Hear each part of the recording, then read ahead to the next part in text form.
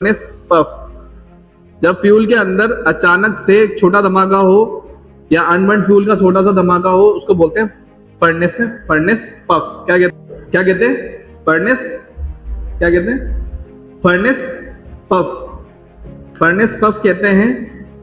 तो एक छोटा सा धमाका हुआ, फिर आगे इस झटके से बॉयलर की स्टीम पाइप, कौन सी पाइप, स्टीम पाइप, जिसमें वाटर के आने से स्टीम बन रही थी, जो पहले से ही हाई प्रेशर झेल रही थी।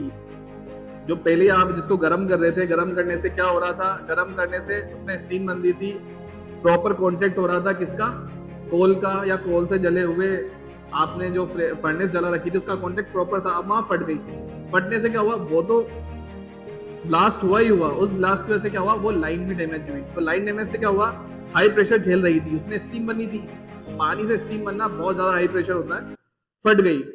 अब फटने से क्या हुआ, अगला पॉइंट है थर्मल शॉक। जैसे ही पाइप फटा, जैसे ही स्टीम पाइप फटा, 500 डिग्री से ज्यादा गर्म स्टीम प्रेशर के साथ, अब आप इमेजिन करिए जिसका टेम्परेचर ही 500 डिग्री है, उसका प्रेशर कितना रहा होगा।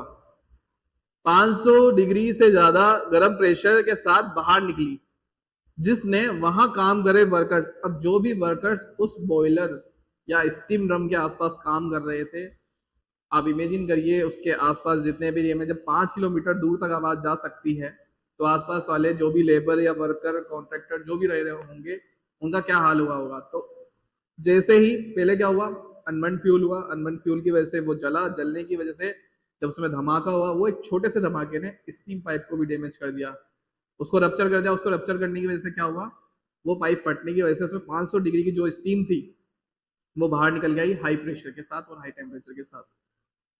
इम्बैलेंस, क्या रीजन थे, थर्मल शॉक हुआ और आग के उसने क्या किया, वर्कर्स को झुलसा दिया।